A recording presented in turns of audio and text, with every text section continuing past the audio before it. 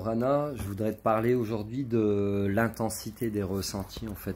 C'est comme ça que ça peut te permettre de détecter quelle personne ça concerne, ce que tu ressens, et savoir vraiment si tu vises juste ou pas en fait. Tout simplement, si tu es en présentiel d'une personne, quand elle va s'approcher physiquement de toi, ton ressenti va s'intensifier. Par exemple, tu la ressens, elle est en train de se prendre la tête pour une situation, pour quelqu'un. Tu vas ressentir des battements, des pointes dans la tempe. Et plus ça lui prend la tête, plus ton ressenti va être intense. C'est pas qu'une question géographique, parce que tu peux ressentir la personne très intensément, même si elle n'est pas en présentiel avec toi. Mais en fait, l'intensité de ton ressenti te fait comprendre que ça peut être sur le moment, comme ça peut être aussi ce que j'appelle une émotion inconsciente. C'est-à-dire que la personne, elle est en train de se rendre malade avec une émotion, avec une personne, avec une situation, mais elle s'en rend pas compte. Donc c'est inconscient. Et en fait, toi, tu peux ressentir l'émotion de la personne qui te dira peut-être, mais non, tu te trompes, c'est pas vrai, je ressens pas ça, etc.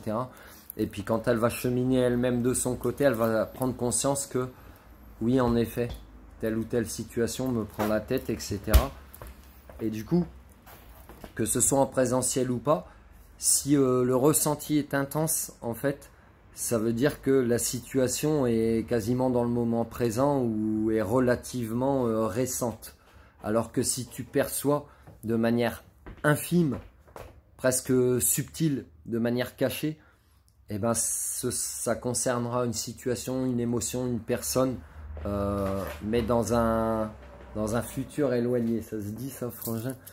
Non, dans un passé relativement proche ou éloigné, tout dépend de l'intensité de ton ressenti. Voilà un petit peu comment ça peut te permettre de donner, parce qu'on nous demande souvent, les personnes comme nous, on nous demande souvent une échelle de temps.